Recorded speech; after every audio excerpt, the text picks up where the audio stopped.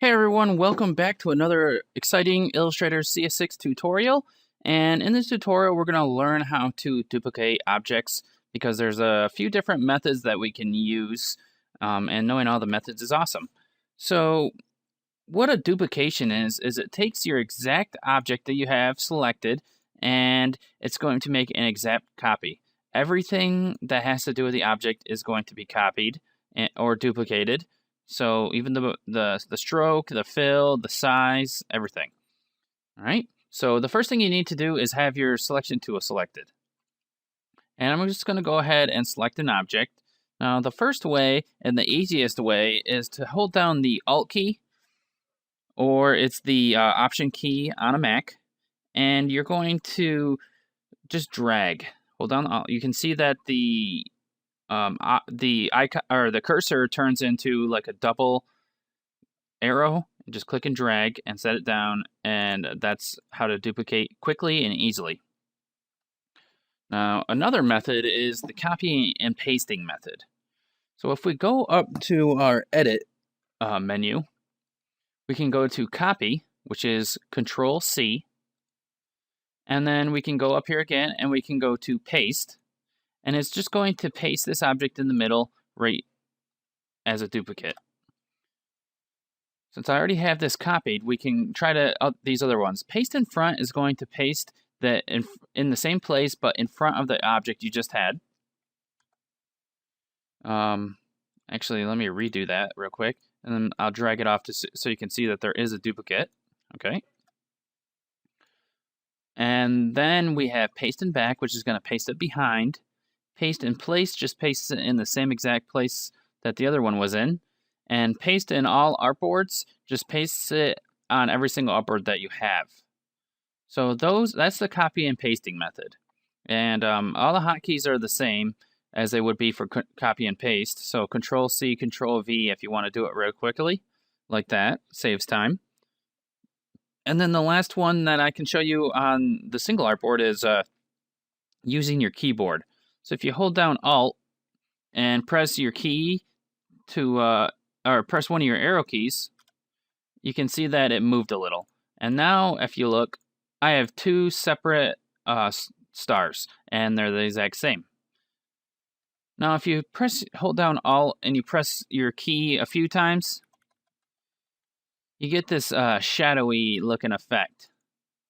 But all it is just a whole bunch of duplicated stars. So that's not what you really want. You can see how many times it duplicated it. So if you think you're trying to create a shadow effect by doing it that way, it doesn't work. It just creates a whole bunch of stuff, and there's better ways that you can do that.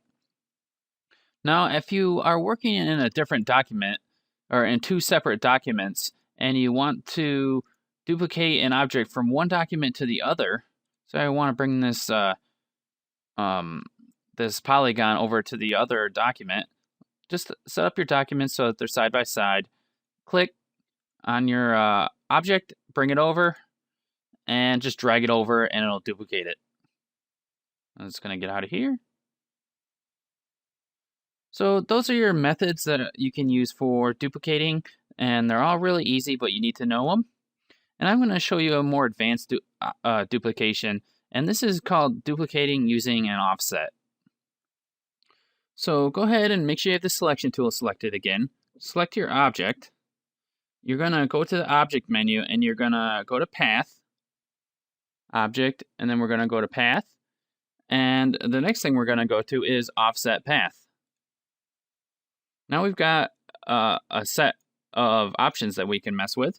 You can enter the distance that you want it to be offset, and let's do 30 here so we can see it a little better.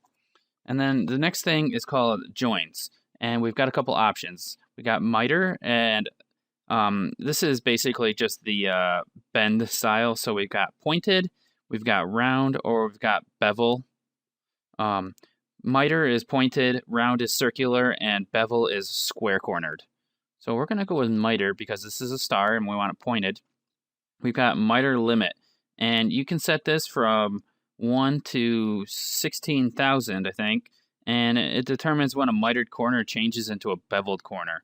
And when you have a low number in there, it creates a more beveled corner, and when you have a high number in there, it creates a sharper corner. So I'm just going to do something like 100, and I can hit preview, and you can see what it does now.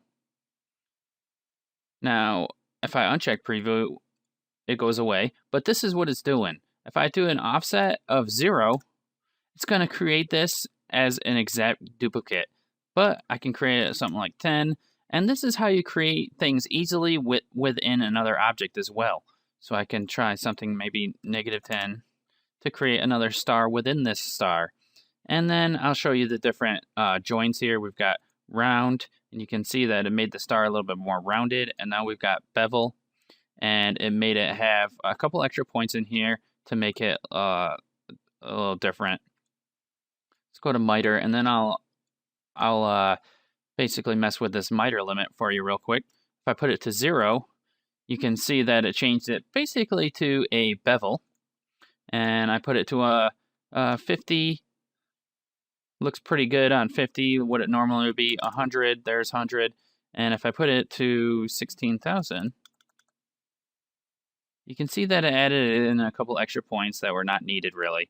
And just use your own discretion when you're using your miter limits. And that's pretty much it. You learned how to duplicate an object, and you learned how to duplicate an object with the offset button. So hopefully those are awesome for you guys, and you learned something. If you did, go ahead and give me a like button click the like button down there at the bottom. That's really helpful when you guys do that. And thanks a lot for watching the video, and stay tuned for more. So have a good day, everybody.